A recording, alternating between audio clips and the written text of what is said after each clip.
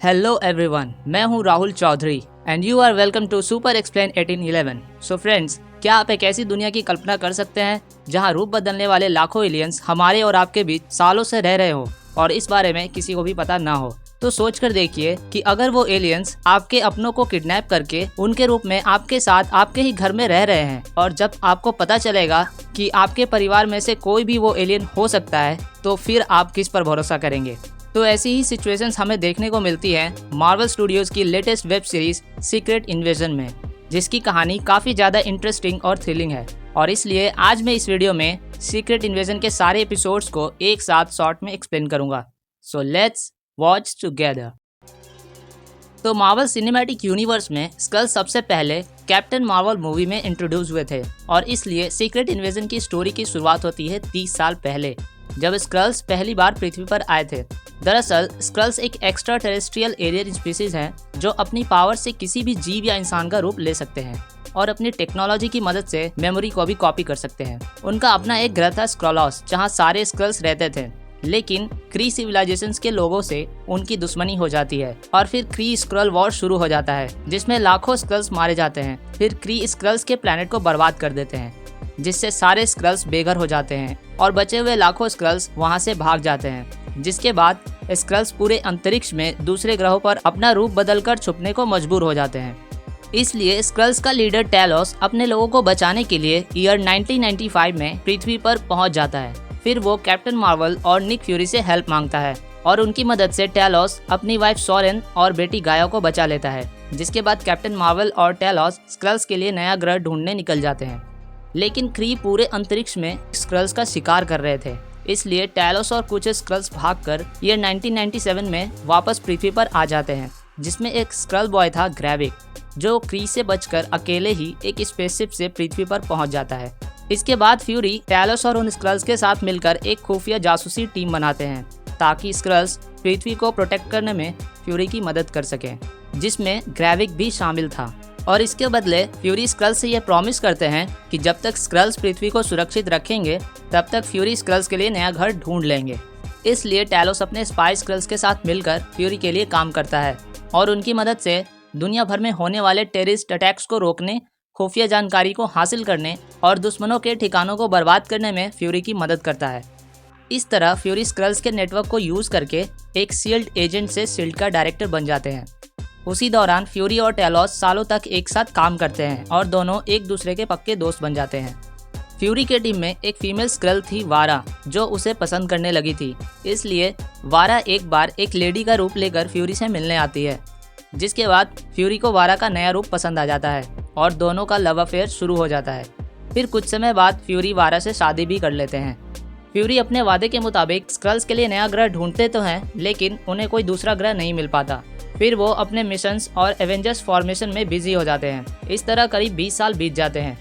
इतने सालों में छोटा स्क्रल बॉय ग्रेविक और टेलोस की बेटी गाया अब दोनों बड़े हो गए थे। इसके बाद साल 2018 में थैनोस पूरी यूनिवर्स की आधी आबादी को धूल बना देता है, जिसमें फ्यूरी भी 5 सालों के लिए गायब हो जाते हैं। फिर साल 2023 में एवेंजर्स थैनोस के ब्लिप को रिवर्स करके सबको बचा लेते हैं और फ्यूरी भी वापस आ जाते हैं। लेकिन फ्यूरी वापस आने के बाद से इस सोच में थे कि अगर कभी ऐसा वक्त आए जब एवेंजर्स पृथ्वी को बचाने के लिए ना हो और थैनोस की तरह कोई दूसरा एलियन पृथ्वी पर हमला कर दे, तब पूरी दुनिया को कौन बचाएगा। इसलिए फ्यूरी एवेंजर्स के डीएनए सैंपल्स को कलेक्ट करने के लिए ग्रेविक को भेज देते हैं, ताकि जब कभी फ्यूचर में एवेंजर्स दुनिया की रक्षा ना कर पाए तब फ्यूरी नए सुपर हीरोज बनाकर दुनिया को बचा सके। इसलिए ग्रेविक और कुछ स्क्रल्स मिलकर एवेंजर्स और थैनोस के लड़ाई के बाद बैटलफील्ड से सारे सुपर हीरोज और एलियंस के खून से डीएनए सैंपल्स कलेक्ट करते हैं और उसे फ्यूरी को दे देते हैं। जिसके बाद फ्यूरी उन सारे डीएनए सैंपल्स को मिलाकर एक कंप्लीट सैंपल बना लेते हैं, जिसे वो द हार्वेस्ट का नाम देते हैं। फिर फ्यूरी उस हार्वेस्ट को अपने एक सीक्रेट ग्रेव में छुपा देते हैं। इसके बाद वो सेबर स्पेस स्टेशन को बनाने के लिए स्पेस में चले जाते हैं, जहां वो 2 साल से भी ज़्यादा तक रह जाते हैं। लेकिन यहाँ पृथ्वी पर स्क्रल्स अभी भी छुपकर रह रहे थे और ग्रेविक को फ्यूरी पर अब भरोसा नहीं था कि वो स्क्रल्स के लिए नया ग्रह ढूंढकर उन्हें देगा, क्योंकि फ्यूरी स्क्रल्स से किए हुए अपने प्रॉमिस को 30 साल बाद भी पूरा नहीं कर पाए थे। इसलिए ग्रेविक के मन में इंसानों के लिए धीरे धीरे गुस्सा और नफरत भर जाता है।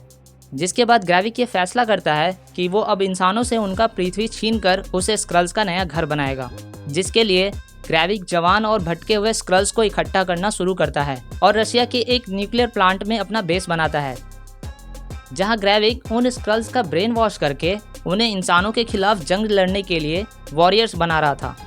फिर वो कुछ अमेरिकन को किडनैप करवाकर उनकी जगह स्क्रल्स से मॉस्को पर बॉम्ब ब्लास्ट करवाने वाला था, ताकि रशिया को लगे कि ये टेररिस्ट अटैक्स अमेरिका ने किया है, जिससे दोनों देश आपस में युद्ध लड़ने लगे और वर्ल्ड वॉर शुरू हो जाए, जिसका फायदा उठाकर स्क्रल्स इंसानों पर हमला कर सके और उनकी नस्ल को खत्म करके स्क्रल्स पृथ्वी पर रह सके।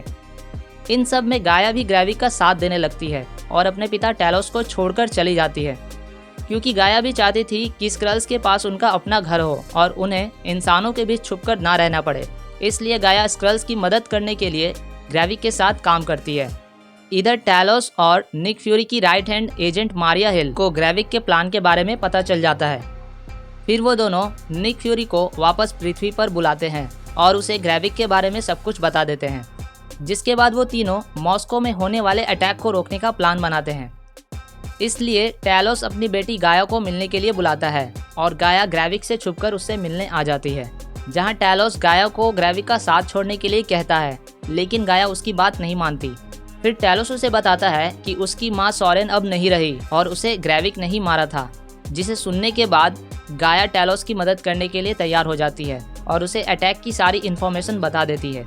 जिसके बाद फ्यूरी टैलोस और मारिया हिल के साथ मिलकर बॉम्ब ब्लास्ट को रोकने के लिए अटैक के लोकेशन पर पहुंच जाते हैं, लेकिन ग्रेविक ने पहले ही उन बॉम्ब्स को प्लांट करवा दिया था, इसलिए वो फ्यूरी के सामने ही सारे बॉम्ब्स एक्टिवेट कर देता है, जिससे वहां 3 बड़े बम धमाके होते हैं और 2000 से भी ज्यादा लोग मारे जाते हैं।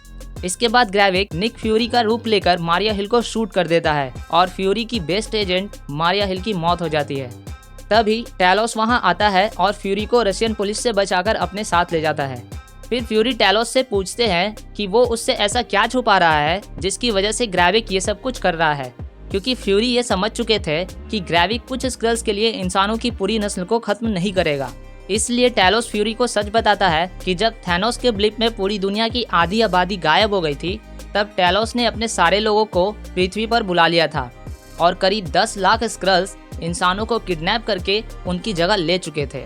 ये सुनने के बाद फ्यूरी बहुत ज्यादा गुस्सा हो जाते हैं, जिससे उनका टैलोस से झगड़ा हो जाता है और फिर टैलोस वहां से चला जाता है।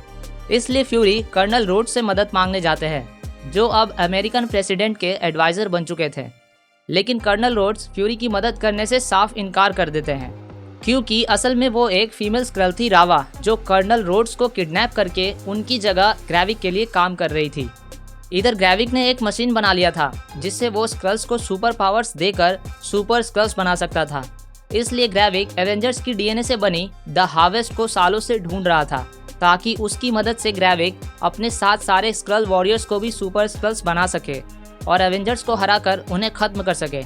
लेकिन ग्रेविक को हार्वेस्ट कहीं भी नहीं मिल पाता, क्योंकि हार्वेस्ट की लोकेशन सिर्फ फ्यूरी ही जानते थे। इसलिए ग्रेविक फ्यूरी को मौका मिलने के बावजूद जान से नहीं मारता, ताकि वो फ्यूरी की मदद से हार्वेस्ट तक पहुंच सके। इसके बाद फ्यूरी अपनी स्क्रल वाइफ वारा से मिलने जाते हैं, जहां उन्हें यह पता चलता है कि वारा भी ग्रेविक के साथ मिली हुई है और कर्नल रोड्स भी एक स्क्रल है, जिसके ऑर्डर पर वारा फ्यूरी को जान से मारने वाली थी। लेकिन वारा फ्यूरी से बहुत प्यार करती थी, इसलिए वो उसे नहीं मारती और लास्टली फ्यूरी का ही साथ देती है।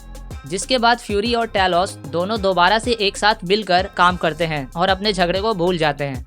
फिर वो दोनों स्क्रल रोडी का पीछा करते हैं और ग्रेविक के अगले अटैक लोकेशन पर पहुंच जाते हैं, जहां ग्रेविक के स्क्रल्स रशियंस का रूप लेकर अमेरिकन प्रेसिडेंट के कॉन्वे पर हमला कर चुके थे और ग्रेविक प्रेसिडेंट रिटसन को जान से मारने वाला था, ताकि अमेरिका को लगे कि प्रेसिडेंट को रशियंस ने मारा है, जिससे अमेरिका और रशिया के बीच युद्ध शुरू हो जाए।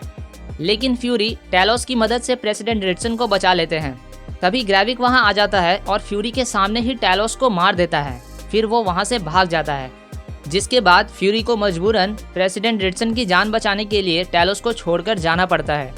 इधर गाया अपने पिता टैलोस के मौत के बाद फ्यूरी से मिलने आती है, जहां फ्यूरी उसे समझाते हैं कि अब उसे ही कुछ करना होगा और अपने माँ बाप की मौत का बदला लेना होगा। इसलिए गाया फ्यूरी के साथ मिलकर ग्रेविक को रोकने के लिए तैयार हो जाती है। इसके बाद ग्रेविक फ्यूरी को कॉल करके ये धमकी देता है कि अगर फ्यूरी ने उसे हार्वेस्ट लाकर नहीं दिया तो वो स्क्रल रोडी की मदद से प्रेसिडेंट रिचसन से रसिया में स्क्रल बेस पर हमला करवा देगा, जिससे वहां रहने वाले सारे स्क्रल्स के साथ साथ किडनैप किए हुए सारे लोग और कर्नल रोड्स भी मारे जाएंगे, जिसके बाद अमेरिका और रशिया के बीच युद्ध शुरू हो जाएगा और इस बार वर्ल्ड वॉर 3 होने से कोई नहीं रोक पाएगा, क्योंकि ग्रेविक ने पहले ही मॉस्को पर बॉम्ब ब्लास्ट करवाकर रशिया को भड़का दिया था। इसलिए फ्यूरी ग्रेविक की बात मान लेते हैं और हार्वेस्ट को लेने के लिए चले जाते हैं। लेकिन फ्यूरी ने बड़े चालाकी से ग्रेविक को धोखा देकर अपनी जगह गाया को हार्वेस्ट के साथ भेज देते हैं और गाया निक फ्यूरी के रूप में हार्वेस्ट लेकर ग्रेविक के पास पहुंच जाती है और इधर निक फ्यूरी तब तक प्रेसिडेंट रिचसन के पास हॉस्पिटल पहुंच जाते हैं, जहां वो पहले प्रेसिडेंट रिचसन को समझाने की कोशिश करते हैं कि कर्नल रोड्स एक स्क्रल है, लेकिन प्रेसिडेंट रिचसन को ये समझ नहीं आ रहा था कि किस पर विश्वास करें, इसलिए फ्यूरी को ही स्क्रल रोडी को मारना पड़ता है।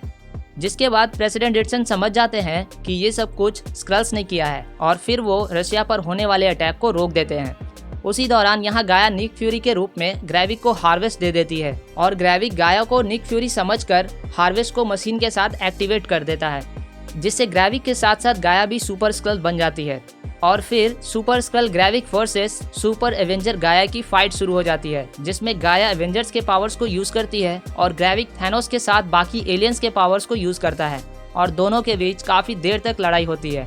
लेकिन गाया अंत में कैप्टन मार्वल के पावर्स को यूज करके ग्रेविक को मार देती है, जिससे गाया अपनी माँ सोरेन और पिता टेलोस का बदला ले लेती है। इसके बाद गाया सारे किडनैप किए हुए लोगों को कैद से छुड़ा लेती है और रियल कर्नल रोड्स भी बच जाते हैं।